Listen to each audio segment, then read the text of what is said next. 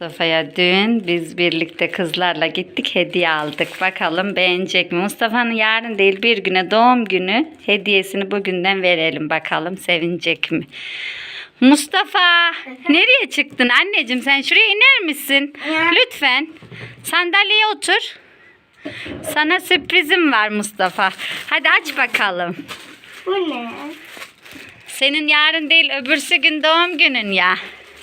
Şimdiden veriyoruz hediyeyi. Evet, yırtabilirsin anneciğim. Mustafa uzun zamandır bizden kostüm istiyordu. Biz de Mustafa'ya böyle Batman kostümü aldık.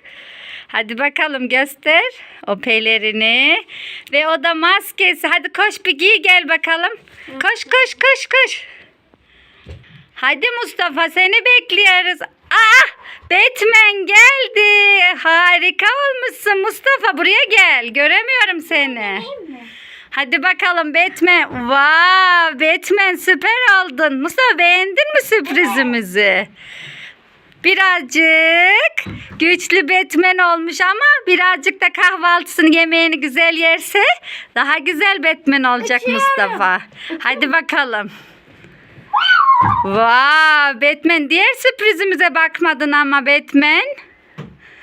Diğer sürprizimizde evet, böyle bir takım aldık Musa. Musa öyle değil.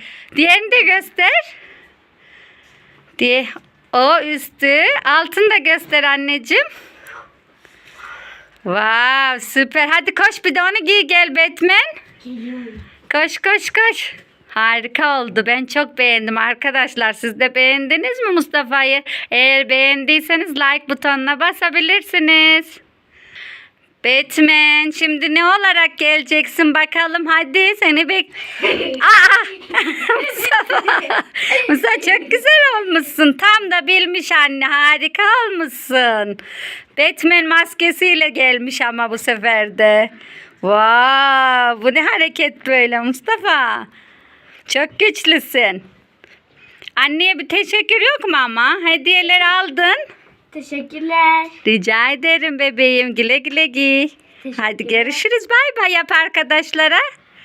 Arkadaşlar, Mustafa'yı beğendiyseniz kanalına abone olmayı unutmayın. Hoşça kalın.